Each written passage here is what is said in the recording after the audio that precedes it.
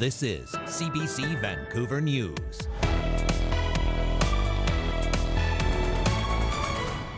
I was in the casino and I heard a lady said she heard some loud bang and there was a fire going on. Huge billows of black smoke seen from across Metro Vancouver after a massive fire in Richmond. Plus, in the building there was a bit of a smell walking down the stairs. Talk about a stinky situation. A burst pipe in Olympic Village flooded the area with raw sewage and turns up a stink in Vancouver. Also, the construction of the levee will help mitigate against high water events, and then some of the protection measures, we're raising them up. A popular BC park shattered by devastating floods is set to reopen next month.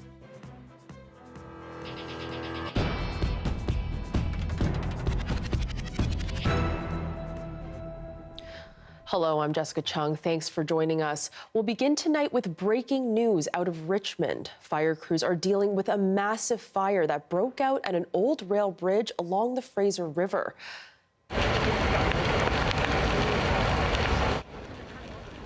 Crews sprayed the bridge as it burned. The blaze is located right next to the River Rock Casino Resort and broke out at around 8:15 this evening. And you may have spotted the black smoke tonight.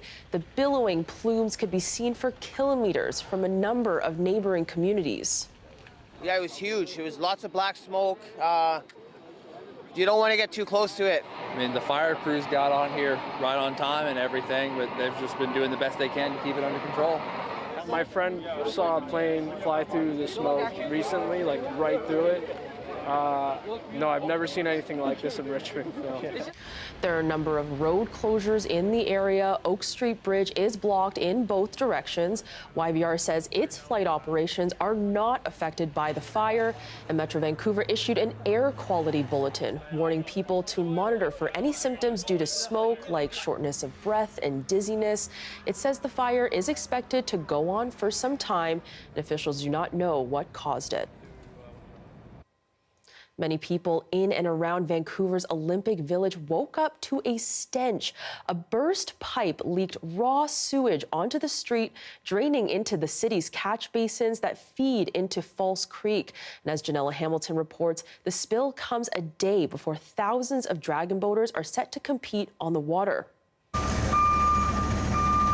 Metro Vancouver crews wade through sewage water as they work to clean up the aftermath of a large leak at Columbia Street between 1st and 2nd Avenue. This pipe was constructed in 2000, and so why it failed, we don't know yet. He estimates the street will be closed for at least a couple of days and says the lingering odor is not considered hazardous, but it still has some who live in the area worried. Well, it'll be good to get it solved right away. If it affects any of the buildings in this area too, that's going to be a concern with all the restaurants and all the residencies around here. For this nearby building, the damage is already significant. And when I came back in, I ran down to the parkade, and it was just every floor was getting water damage, and the third level was looking like it was going to go underwater.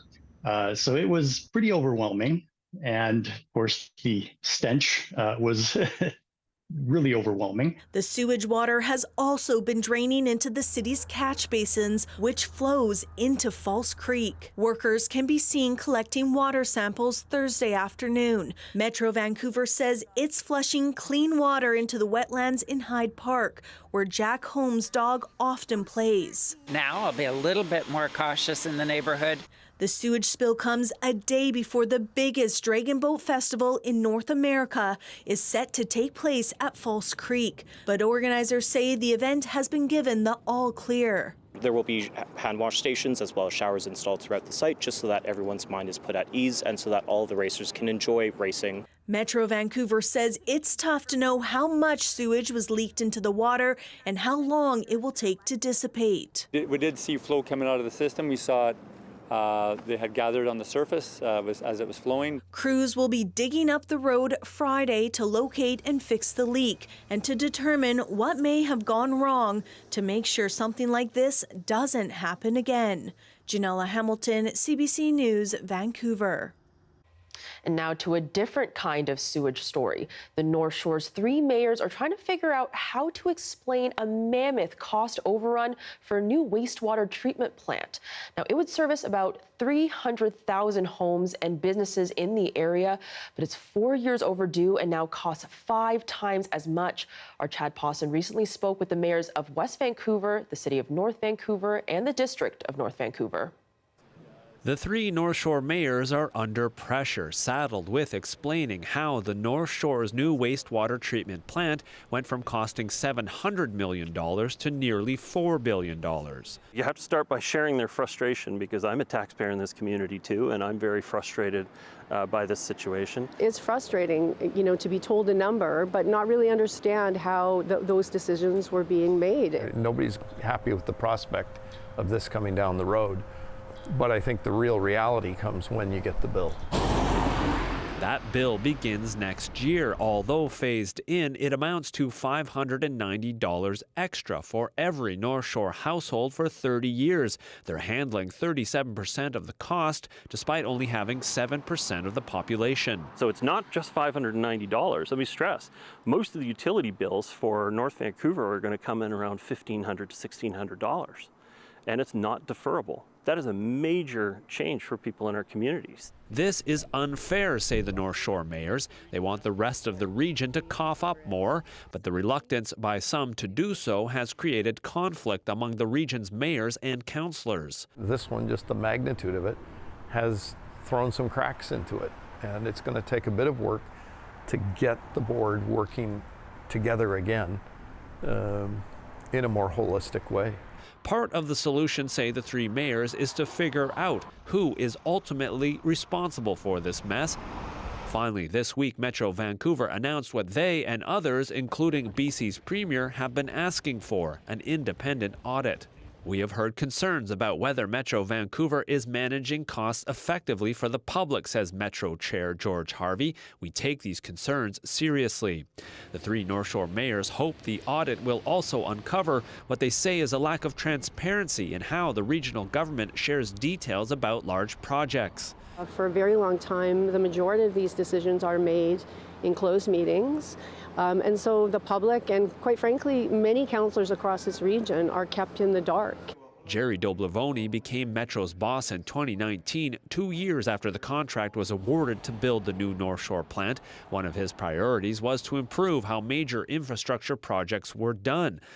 I am confident in the process improvements I've implemented, he says, and welcome an independent review of the North Shore wastewater treatment plant costs. The North Shore mayors say the regional government must do better, but it's frustrating that past decision makers are long gone. Jerry's feeling the pressure too. Everybody within that group is feeling the pressure of the increases on this project. But again, Jerry wasn't the person in charge of Metro Vancouver at the time this project was engaged in. And when it was contracted out in 2017, there was a different commissioner and there was a very different process in place. So any positive changes Doblavoni says he's made appear to be too late for this project. No terms for the independent audit have been released, meaning it's unclear when results will come. So that's left the North Shore mayors in a tough spot to ask residents to get ready for increased tax costs starting next year. Chad Pawson, CBC News, North Vancouver. The federal government hopes to see kids eating meals under a universal national school food program before the end of the next school year, but it will take some time for agencies to scale up. This is from someone in grade 7. An investment in healthy school food is a good idea because the healthier the kids, the healthier the society. School food matters to me because kids should be healthy. Pretty hard to argue with that, eh? The Liberals have set aside $1 billion over 5 years for the program, which they promised during the 2021 election campaign. The program will largely rely on existing organizations that already feed kids, but will be expanded to all children in a school, partly to reduce stigma, and is expected to provide food for an additional 400,000 kids.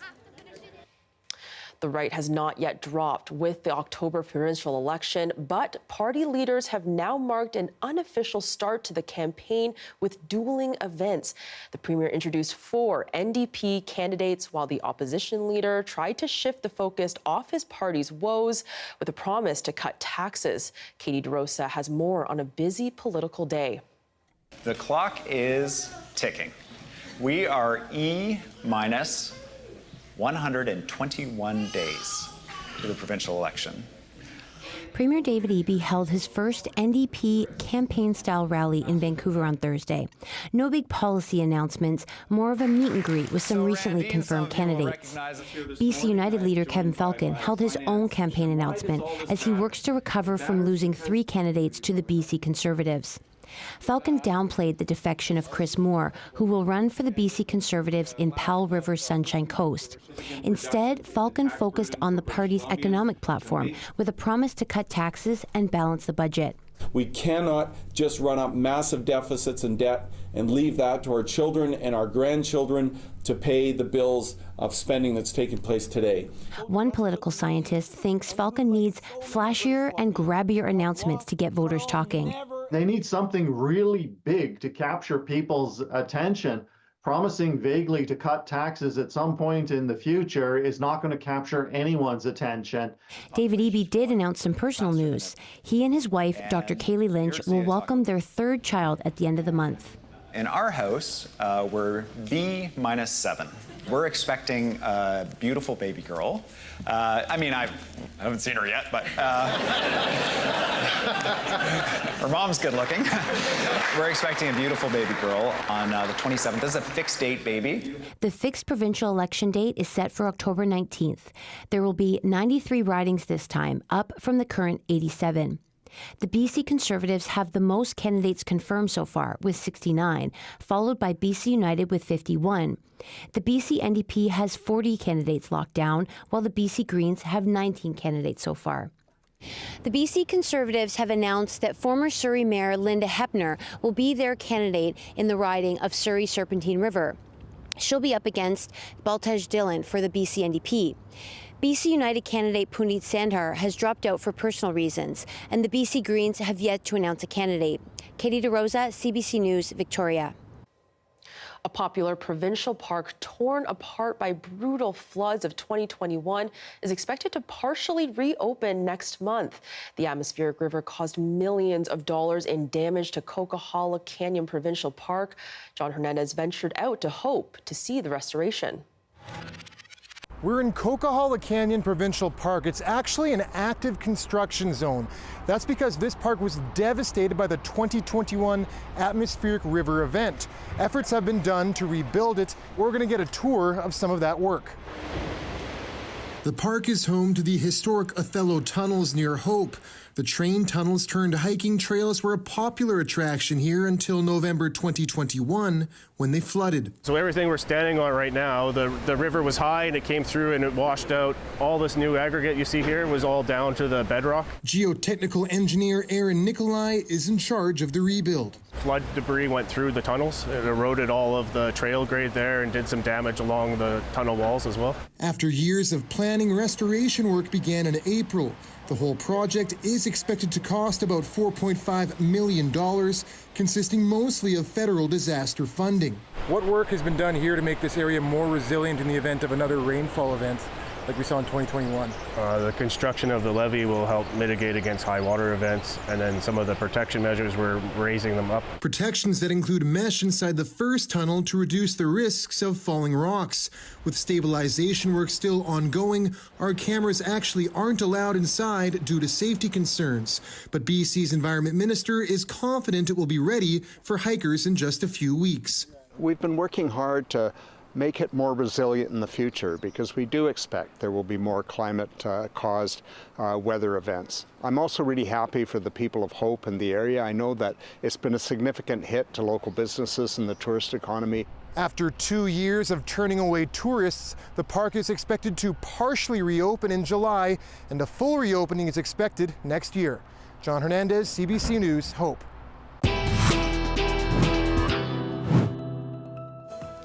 Coming up, a new tool could be a game changer for organ transplant patients. We'll bring you more on what it is and how it's changing lives after the break.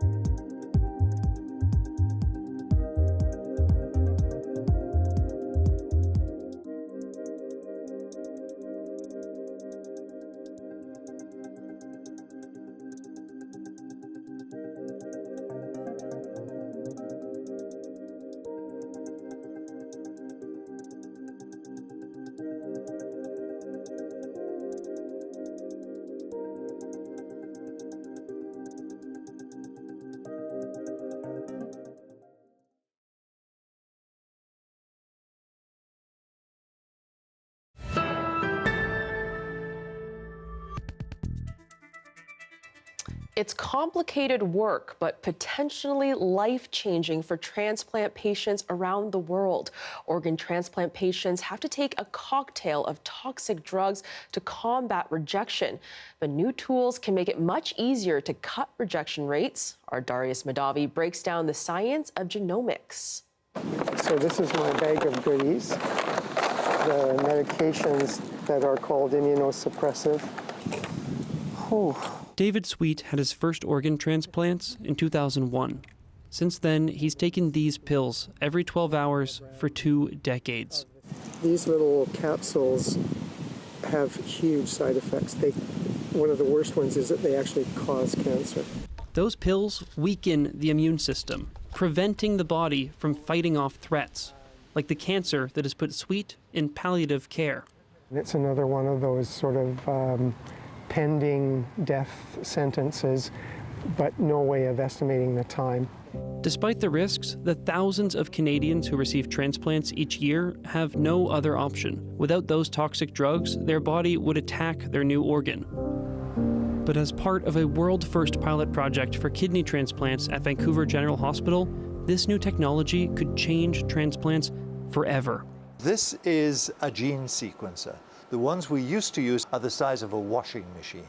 And this has reduced it to literally smaller than a cell phone. Not only is it tiny, it's incredibly fast, allowing doctors to check for donor matches faster than ever. So it will do gene sequencing in 3 hours or 4 hours instead of 3 or 4 days.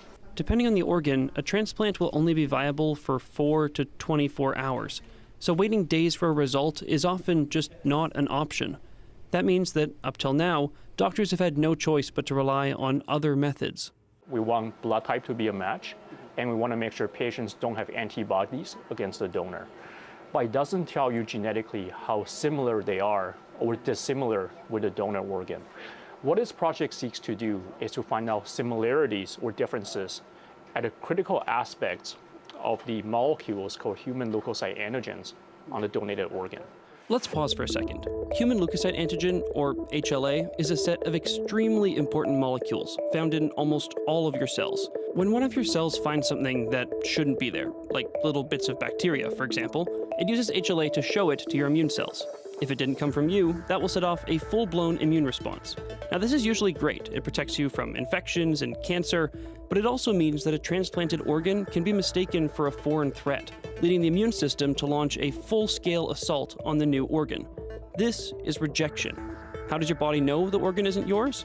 It all comes down to the incredible variety of HLA. They're so complex. There are nearly 40,000 different molecules, so you can see just trying to match is almost impossible. But what we have learned over recent years, that even though there are so many molecules, they only differ by a few hot spots. This discovery is huge. Every individual has 22 types of clinically important HLA, and with so much variation out there, the number of possible combinations is staggering. So despite the incredible benefits it would bring to patients, matching every HLA from donor and recipient has long seemed out of reach. But with the discovery of these hotspots, the small parts of HLA the immune system actually recognizes, we've gone from a pool of tens of thousands of variations to under 150. This incredible breakthrough is known as epitope matching. It could open the door to a new era for transplantation, and it's the technology the VGH team helped develop that will make it possible. As we find out how to match patients better and we start to minimize immunosuppressants, I think a lot of the major side effects will be greatly diminished. I really wish that these epitopes and this new way of thinking about things was available in 2001 when I had my first transplant. Though this breakthrough comes too late to change things for Sweet, he says he's honored to bring his lived experience to this project to help future transplant patients. But this could be used in all kinds of transplantation. This kind of tissue matching would be good for hearts, for lungs, everything. So it really is a revolutionary idea. Darius Madavi, CBC News, Vancouver. And this was the moonrise this evening, nearly full on this summer solstice. Whew, was it hot today? But is it here to stay? You'll find out during our full forecast next.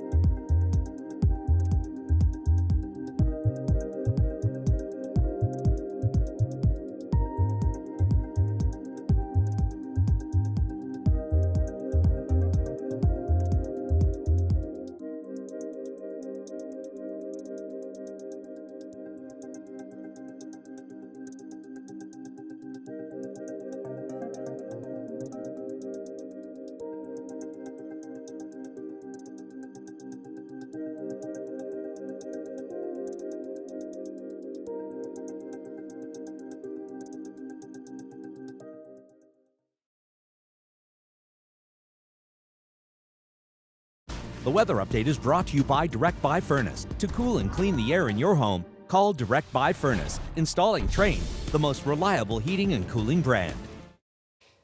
And let's check in now with our Darius Madavi for the weather forecast. Darius, it was summer for sure out there on the beach. I saw the bathing suits. Everyone's tanning.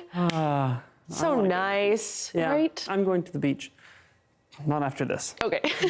But tomorrow. Now, conditions across the province are, like you said, very sunny pretty much everywhere, with a small exception of parts of the coast a little bit further north from us. But generally speaking, we got not much cloud at all. Now, some of it does start to move in tomorrow very late in the day and then get a little bit more dense at times on Saturday, but sort of coming in and out for us here in Metro Vancouver. For much of the island, it's a similar story. West coast of the island, North Island get a little bit more consistent cloud cover, but generally speaking, most people should still get some sunshine tomorrow. Some more consistent rainfall is coming for parts of the North Island, though, and the west coast of the island as well. So some proper rain probably coming for them this weekend. But generally speaking, we've got a little bit of cloud at times, but then clearing out.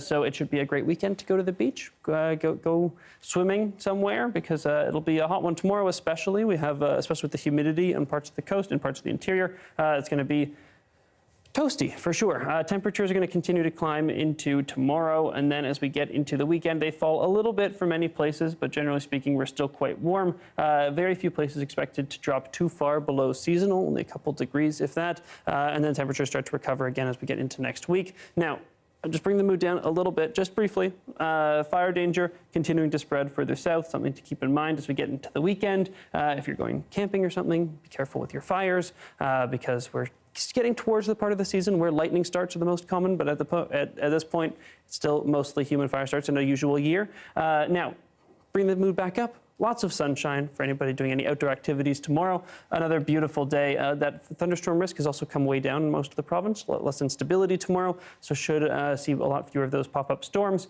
And in terms of our forecast here in Vancouver, Jess, it's looking beautiful. It's looking great. I'm getting my sunglasses, my sunscreen ready. Thanks, Darius. Thank you. And back to our top story, Richmond Fire just spoke to our crew on scene. They say the fire started at an industrial building and firefighters knocked down the blaze quite quickly, but the fire extended to an adjacent trestle bridge. Richmond Fire Rescue says it has requested Vancouver's fireboat to combat the flames. Neighboring communities east of the fire are advised to keep their windows closed.